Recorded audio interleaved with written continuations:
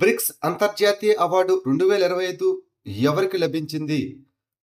Abu Sufyan కరకరోవ్ 2025 bricks అంతర్జాతీయ అవార్డును Abu Sufyan కరకరోవ్ ఆధ్యాత్మిక విద్య మరియు సాంస్కృతిక అభివృద్ధిలో చేసిన కృషికి గాను ప్రదానం చేశారు.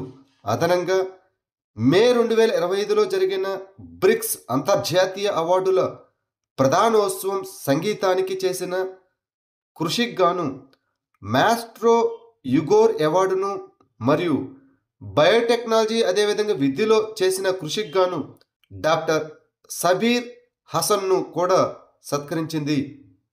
కఫాలా వ్యవస్థను అధికారికంగా రద్దు చేసిన దేశం ఏది? Saudi Arabia. సౌదీ అరేబియా అధికారికంగా కఫాలా వ్యవస్థను రద్దు చేసింది.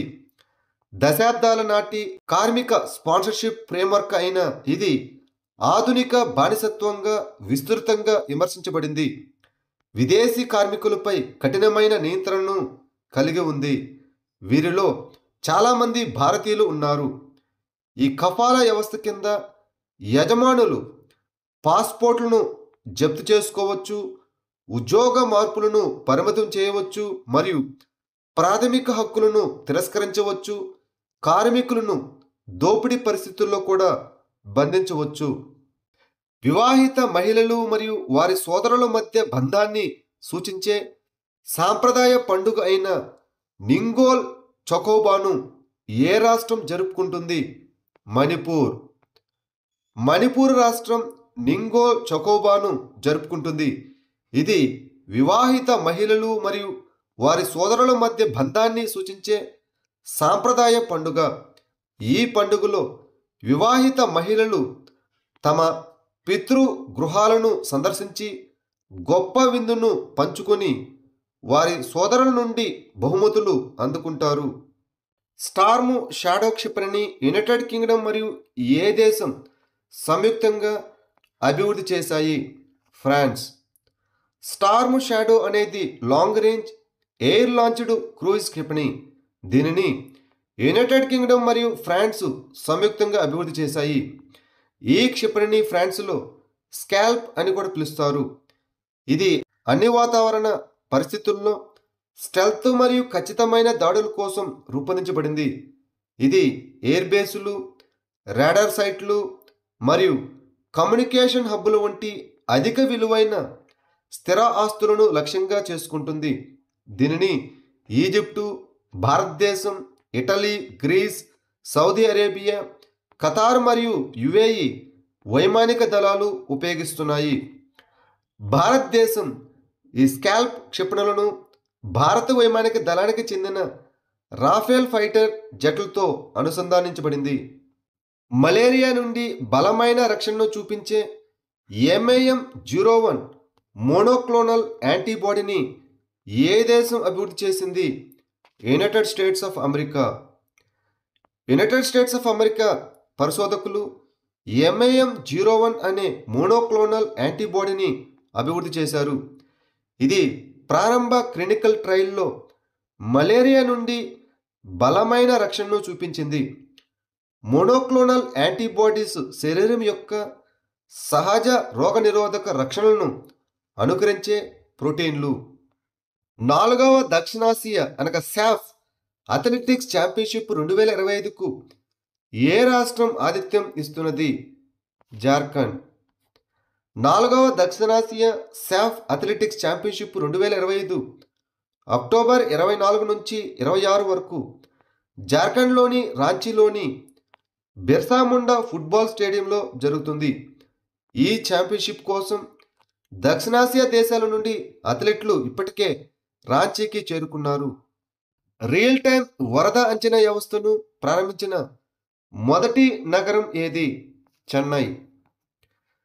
అక్టోబర్ 2025లో Chennai real time flood forecasting and spatial decision support సిస్టమ్ను అమలు చేసిన మొదటి భారతీయ నగరంగా అవతరించింది. ఇది కీలకమైన నదీ పరివాహక ప్రాంతాలను కవర్ చేసే 4974 చదరపు కిలోమీటర్ల విస్తీర్ణంలో వరద సంసిద్ధతను మెరుగుపరుస్తుంది. మాన్యువల్ మురుగునీటి శుభ్రపరచడాన్ని యంత్రాలతో భర్తీ చేయడానికి from manual to machine whole అనే పథకాన్ని ఏ రాష్ట్ర ప్రభుత్వం ప్రారంభించింది? మహారాష్ట్ర. మహారాష్ట్ర ప్రభుత్వం మ్యాన్హోల్ నుండి మెషిన్ హోల్ వరకు అనే రాష్ట్ర స్థాయి పథకాన్ని ప్రారంభించింది. ఇది మురుగునీటి శుభ్రపరచడంలో మాన్యువల్ శ్రమను యంత్రాలతో భర్తీ చేయడానికి ఉద్దేశించబడింది. చాంగే 6 మిషన్ తెచ్చిన నమూనాలలో ఏ రకమైన అరుదైన ఉల్క కనుగొనబడింది? సిఐ కాండ్రైట్. చాంగే 6 మిషన్ సిఐ కాండ్రైట్ల శకలాలను కనుగొంది. ఇది చాలా అరుదైన ఉల్క రకం. ఇది బాహ్య సౌర వ్యవస్థ నుండి ఉద్భవించి నీరు మరియు సేంద్రియ పదార్థాలతో సమృద్ధిగా ఉంటుంది. ఈ ఉల్కలు ముఖ్యమైనవి ఎందుకనగా అవి భూమిపై కనుగొనడం కష్టం. భారతదేశం యొక్క మొట్టమొదటి స్వదేశీ రూపకల్పన మరియు తయారీ విమాన వాహక నౌక పేరు ఏమిటి? ఐఎన్ఎస్ విక్రాంత్. ఇటీవల భారత ప్రధానమంత్రి ఐఎన్ఎస్ విక్రాంత్లో దీపావళిని జరుపుకున్నారు మరియు ఆపరేషన్ సింధూర్ సమయంలో సాయుధ దళాల ఐక్యతను ప్రశంసించారు. ఐఎన్ఎస్ విక్రాంత్ భారతదేశంలో మొట్టమొదటి స్వదేశీ రూపకల్పన మరియు తయారీ విమాన వాహక నౌక. దీనిని భారత నౌకాదళం యొక్క యుద్ధనౌక డిజైన్ బ్యూరో రూపొందించింది మరియు మెస్సర్స్ కొచ్చిన్ షిప్యార్డ్ లిమిటెడ్ దీనిని నిర్మించింది. ఈ వాహక నౌక 2022లో ప్రారంభించబడింది.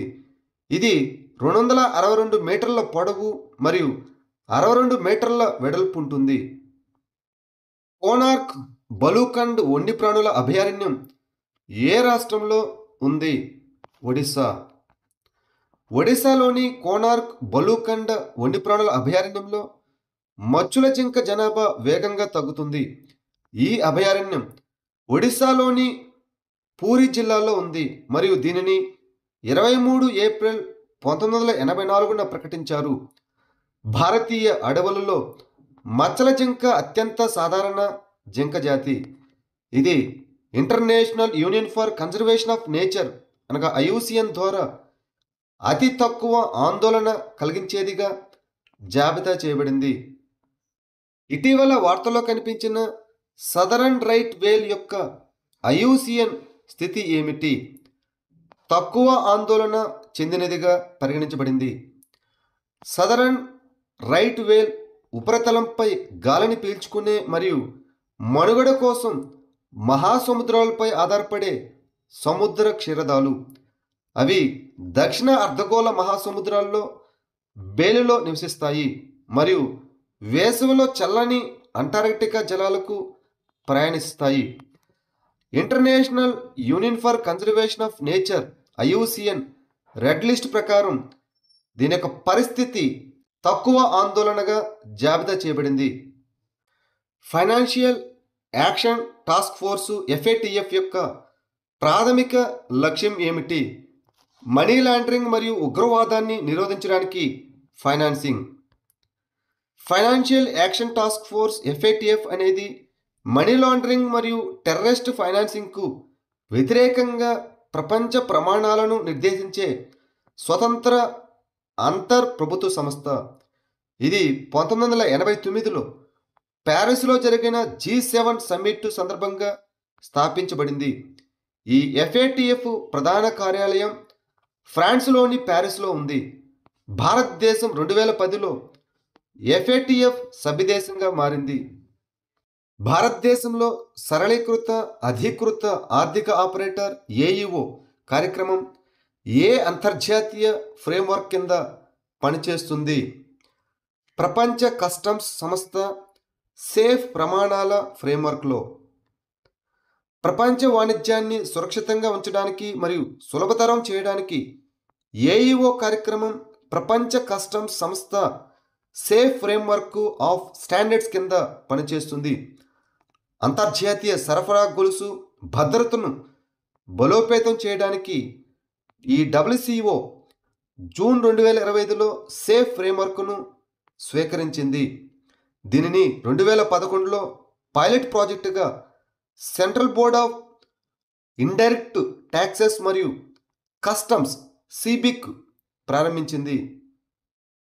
అంతర్జాతీయ సముద్ర సంస్థ ఇంటర్నేషనల్ మ్యారిటైమ్ ఆర్గనైజేషన్ యొక్క ప్రధాన కార్యాలయం ఎక్కడ ఉంది? లండన్. ఐఎంఓ అనేది షిప్పింగ్ భద్రత మరియు సముద్ర కాలుష్య నివారణకు బాధ్యత వహించే ఐక్యరాజ్య సమితి ప్రత్యేక సంస్థ.